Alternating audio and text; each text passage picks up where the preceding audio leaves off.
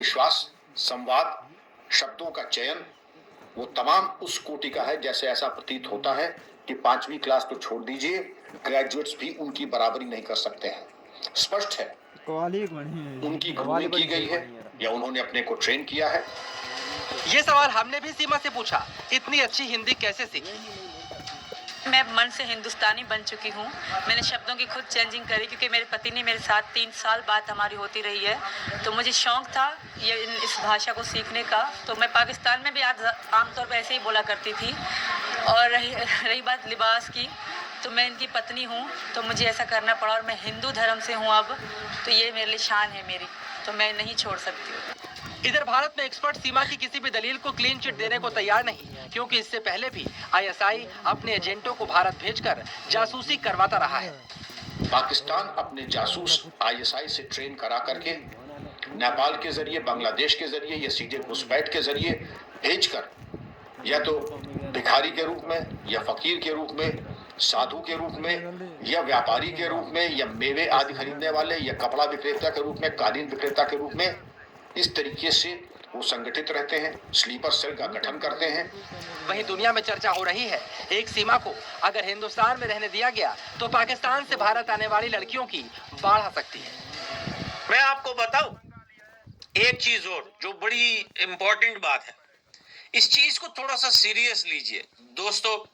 जैसे सीमा हैदर पाकिस्तान से हिंदुस्तान आई है, ऐसे हजारों लड़कियां और आएंगी। ये मेरी बात नोट कीजिएगा दोस्तों, इस वीडियो का रिकॉर्ड रखना अपने पास कि सीमा हैदर जैसी लड़कियां अब रास्ता देख लिया है उन लोगों ने, अब वो इतनी ज्यादा आएगी हिंदुस्तान कि सरकार परेशान हो जाएगी कि आखिर इसके लिए एक अलग जो है वो रूल बनाए जाएंगे कि इनका क्या किया जाए। अपनी बेटियों के साथ इधर सीमा का कहना है वो पाकिस्तान लौटी तो मारी जाएगी, धमकी आ चुकी है, ऐसे में हिंदुस्तान उसे वापस ना भेजे। वो इंडिया को धमकी दे रहे हैं कि सीमा लौटा दो और ना ऐसे करेंगे। मुझे यकीन है कि इंडिया की जो सरकार है वो डरने वाली नहीं है। वो लोग ये सोच रहे हैं कि डर के सीमा में वापस दे देंगे। जिस तरह कह रहे हैं कि सीमा को हम भारत में रहने नहीं देंगे, वापस बुला के इसकी सरेआम गर्दन काटेंगे, तो मुझे विश्वास है क्योंकि मैं भारत में हूँ और यहाँ मैं बहुत सेव हूँ, तो मुझे इस तरह नहीं भेजा जाएगा। 4 बच्चों की मां ने धर्म बदलकर हिंदू बनकर एक हिंदू से हिंदुस्तान आकर शादी की। दुनिया में भी चर्चा हो रही है कि सीमा पाकिस्तान में सुरक्षित नहीं होगी। अगर किसी ने इसको भेजा भी हो ना, तो वो तो छोड़ो, बाकी लोग देखे वहां के अभी डकैत भी वीडियो बना रहे हैं। इतनी आग बरस रही है पड़ोसी देश में कि भाई ये तो गद्दार मूवी से पहले ही सकीना को लेके चले गए। अवैध तरीके से भारत में आई सीमा पर यह सवाल भी खड़े हो रहे हैं कि सचिन में उसे ऐसा क्या दिखा कि वो इतना रिस्क उठाकर भारत पहुंच गई।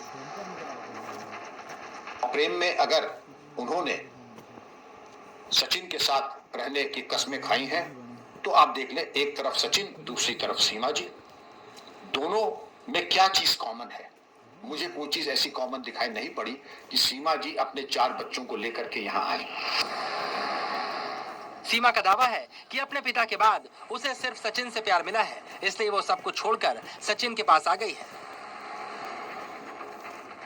जो हैदर इस तरह के इल्जाम लगा रहे हैं, मानती हूँ उनसे बात करते थे पर कभी इज्जत से बात नहीं करी। शौहर किस तरीके से पाकिस्तान में भी गदर मचा हुआ है और सीमा इस वक्त हमारे साथ जुड़ चुकी हैं, उनसे हम बातचीत करेंगे क्योंकि तमाम वो सवाल हैं। सीमा जब से हिंदुस्तान आई है, जब से उन्होंने शादी की है, उसके बाद सवाल इनसे लगातार हो रहे हैं। सीमा, अगर आप मुझे सुन पा रही हैं तो सबसे पहले आपसे मैं आज ये सवाल करने जा रही हूँ। आप यहाँ पर खुश नजर आ रही हैं, बार बार आप ये कह रही हैं कि आप हिंदुस्तान की जेल में रह लेंगी लेकिन पाकिस्तान वापस नहीं जाना चाहती हैं। आप पे बहुत गंभीर आरोप लग रहे हैं आपके भाई को लेकर। वो पाकिस्तानी सेना में है, आर्मी में है, दूसरी तरफ आपको पाकिस्तान का जासूस बताया जा रहा है। आगे राह बहुत मुश्किल है, इन चीजों से कैसे निकलेंगी आप? मैम, पहली बात तो मेरे भाई से मेरा कोई वास्ता नहीं है, कोई ताल्लुक नहीं है। और रही बात जो कह रहे हैं जासूसी की, तो वो क्लियर हो जाएगा।